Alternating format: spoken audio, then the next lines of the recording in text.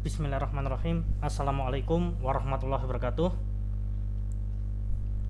Uji ANOVA merupakan salah satu uji statistik untuk mengetahui apakah ada perbedaan rata antar kelompok.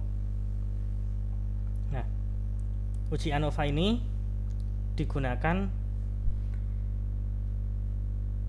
jika kelompoknya lebih dari 2. Apabila jumlah kelompoknya hanya ada 2, maka untuk membandingkan reratanya, untuk menganalisis, untuk mengecek apakah ada perbedaan rata di antara 2 kelompok tersebut, antar kelompok tersebut, maka uji yang digunakan adalah uji t-test, uji T,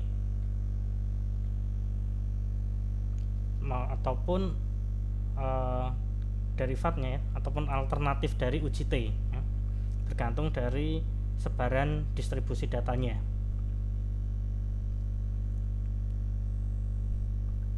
Nah, apabila jumlahnya lebih dari 2, ada 2 kelompok ya, kita bisa menggunakan ANOVA. Semisalnya untuk uji ANOVA ini terapannya biasanya adalah pada uji statistik dengan desain penelitian eksperimen.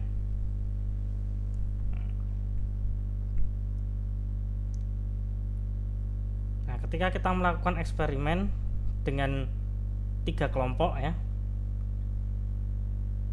misalnya 2 kelompok intervensi dan 1 kelompok kontrol, atau ketiganya adalah kelompok intervensi semua, kelompok perlakuan semua, maka ketika kita ingin membandingkan antar kelompok perlakuan tersebut, kita bisa menggunakan uji ANOVA.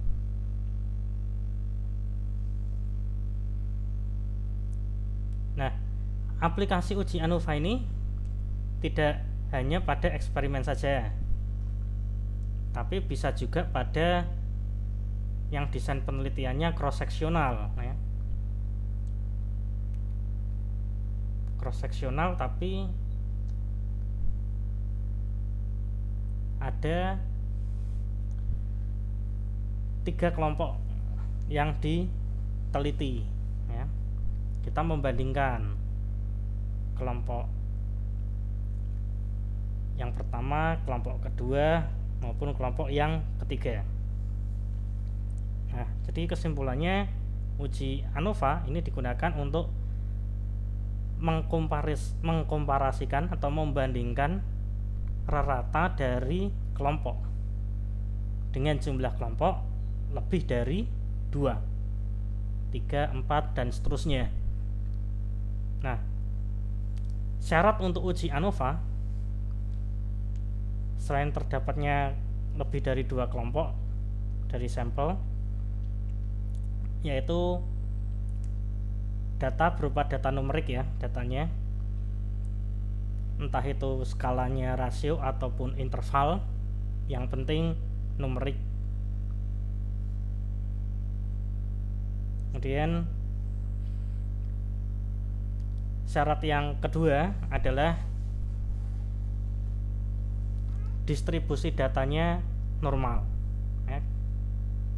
Karena uji ANOVA ini termasuk dalam uji statistik parametrik yang mensyaratkan distribusi data harus berupa distribusi normal atau distribusi Gaussian. Sebaran datanya mengikuti distribusi Gaussian, di mana distribusi Gaussian atau distribusi normal itu nanti kalau digambarkan grafiknya itu seperti lonceng, ya, dan simetris. Itu adalah distribusi normal. Kemudian syarat berikutnya ini terkait dengan lanjutannya ya. Perlu adanya uji homogenitas fungsinya adalah untuk memperjelas. Nah, jadi misal ketika data berdistribusi normal, kita bisa menggunakan ANOVA. Nah, ketika datanya distribusinya tidak normal, bukan distribusi normal, maka uji yang digunakan adalah uji non parametrik yang setara dengan ANOVA, yaitu uji Kruskal-Wallis apabila sampelnya independen. Apabila sampelnya berpasangan, maka bisa menggunakan uji Friedman. Nah, ini nanti insya Allah hanya ANOVA saja ya untuk datanya. Insya Allah distribusi datanya normal. Kemudian nanti kita akan cek yang lainnya ya, apakah ada perbedaan rata antar kelompok itu ya. Baik, pada contoh kali ini kita punya data, ada satu variabel yaitu variabel kinerja dan kelompok. Variabel kinerja berisi data skor kinerja ya. Skor kinerja dari, katakanlah dari staff ya, skor kinerja dari staff. Ini memang nilainya seperti ini karena ada suatu perhitungan tertentu ya, dan kinerja ini ditentukan oleh, bisa berbeda-beda antar instansi ya, ditentukan oleh masing-masing instansinya juga, itu juga tidak masalah ya. Kemudian kelompok. Nah, ini ada 3 kelompok ya, kelompok 1, kelompok 2, dan kelompok 3. Nanti kita akan membandingkan apakah kinerja staf itu sama atau berbeda, apakah ada perbedaan kinerja di antara kelompok ini, kelompok 1, 2, dan 3, bisa antara kelompok 1 dengan kelompok 2, kelompok 1 dengan kelompok 3, kelompok 2 dengan kelompok 3, itu nanti apakah berbeda atau tidak, apakah mereka memiliki kinerja yang sama atau tidak ya, untuk masing-masing kelompok staf ini dalam bekerja. Baik, untuk melakukannya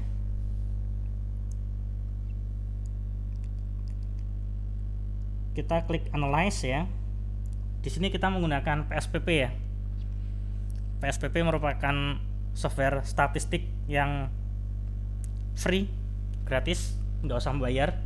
Kemudian ringan karena ukurannya hanya beberapa puluh mega saja, tidak sampai 100 mega ya, nggak sampai 100 megabit setahu saya, seingat saya. Kemudian bisa dijalankan di berbagai sistem operasi ya, bisa dijalankan di Linux, Windows maupun Mac. Nah, dalam contoh kali ini maupun semua contoh yang ada di video yang saya gunakan di sini adalah menggunakan Linux ya, dan Linuxnya distronya adalah Slackware. Walaupun demikian, insya Allah tutorial ini ya kompatibel dengan Linux yang lain, bisa digunakan apabila Anda menggunakan softwarenya ini, software statistik ini, PSPP-nya ini di Windows ataupun Mac ya. Insya Allah sama caranya ya. Tapi kalau menggunakan software statistik yang lain ya, misalnya SPSS, ini akan ada sedikit perbedaan, tapi prinsipnya adalah sama. Nah, untuk software statistik yang lain, saya belum menelusuri ya bagaimana langkah-langkahnya, apakah mirip, bisakah diterapkan di software yang lain, misalnya Minitab, Ifuse, dan seterusnya. Ini saya kurang tahu ya. Tapi untuk PSPP sendiri caranya adalah seperti ini ya. Nah, kita klik analyze ya. Analyze, karena ini terkait dengan analisis data, maka kita kliknya bagian menunya analyze. Setelah analyze, kemudian apa sih tujuan kita? Tujuan kita kali ini adalah uji ANOVA. Sebenarnya uji ANOVA adalah uji untuk membandingkan rata, ya, membandingkan mean. Maka di sini kita klik compare means. Nah, kemudian ada berbagai uji yang untuk membandingkan mean, membandingkan rata, dan kita klik yang one way ANOVA. Karena yang kita bandingkan satu, ya, one way ANOVA. Kita klik. Nah, kemudian ini ya, ini sudah saya masukkan ya. Nah, tampilan awalnya seperti ini. Ini adalah variabelnya, ada kinerja ada kelompok. Kemudian kita perlu memasukkan mana yang dependent variable, mana variabel terikatnya, mana yang faktornya. Faktor ini adalah kelompoknya, ya.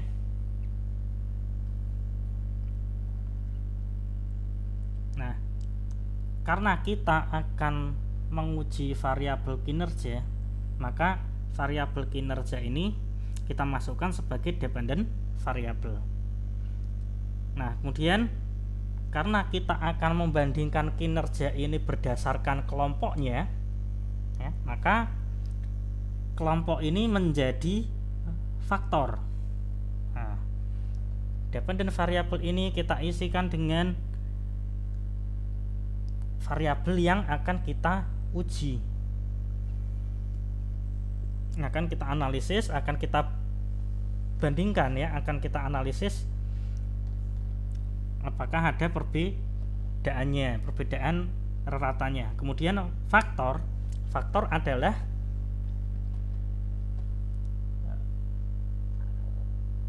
kita membandingkannya itu berdasarkan apa sih? Nah, faktor apa yang menjadi pembandingnya? Ya, cara gampangnya adalah kelompoknya. Kelompok 1, kelompok 2, kelompok 3, ya. Kalau itu kelas, misal kelas A, kelas B, kelas C, bisa juga mesin yang pertama, mesin kedua, mesin ketiga, atau mungkin metode, ya, metode A, metode B, metode C, dan seterusnya. Intinya adalah kelompoknya. Kalau eksperimen ya bisa juga perlakuan yang pertama, perlakuan kedua, perlakuan ketiga, perlakuan dengan ini, perlakuan dengan itu, perlakuan dengan apa lagi gitu kan. Nah, itu adalah faktornya. Nah, kemudian statistik. Nah, statistik apa yang ingin kita tampilkan? Nah, kita centang dua-duanya aja, baik deskriptif maupun homogeneity, karena ini nanti keduanya akan sangat berguna. Deskriptif ya, untuk deskripsinya nanti diantaranya adalah berapa sih nilai mean atau ratanya pada tiap kelompoknya. Itu bisa kita lihat secara kasarnya apakah secara kasar berbeda atau tidak. Kita bisa memperkirakan di situ, ya. Kemudian untuk homogeneity atau homogenitas, ini adalah kesamaan varian. Apakah ketiga kelompok ini memiliki varian yang bisa dikatakan sama atau berbeda, ya. Variannya bagaimana antara kelompok 1 dengan kelompok 2, kelompok 2 dengan kelompok 3, dan seterusnya, ya. Apakah ada perbedaan varian? Kemudian lagi, ini yang penting adalah uji post hoc. Uji post hoc ini sebenarnya adalah uji yang lanjutan, ya, sunnah.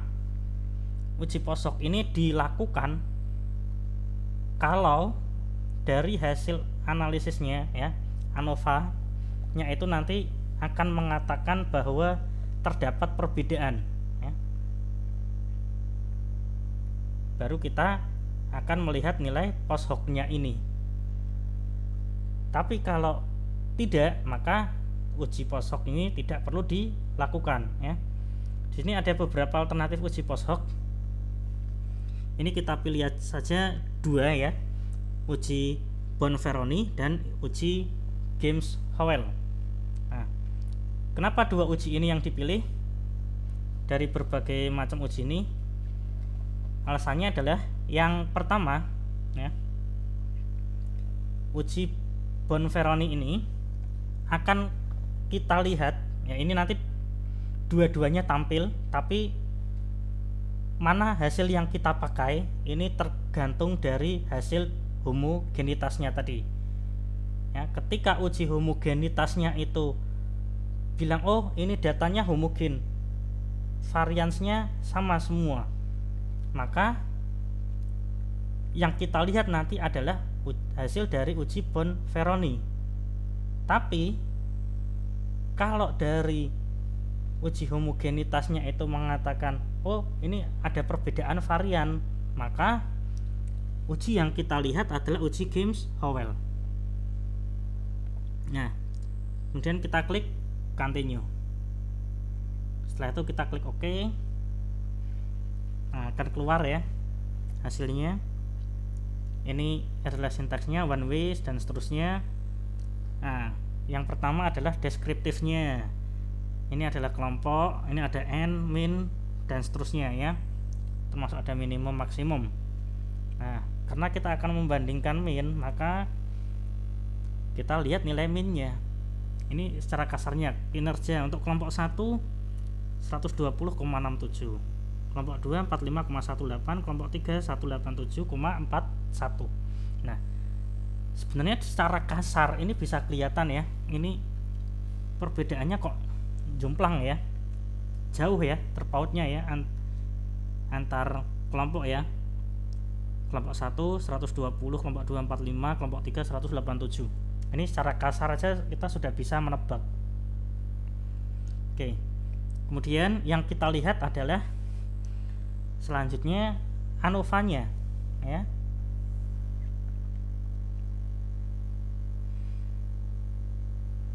ANOVA-nya kita lihat analysis of variance-nya between group, antar grup ternyata signifikansinya adalah kurang dari 0,001.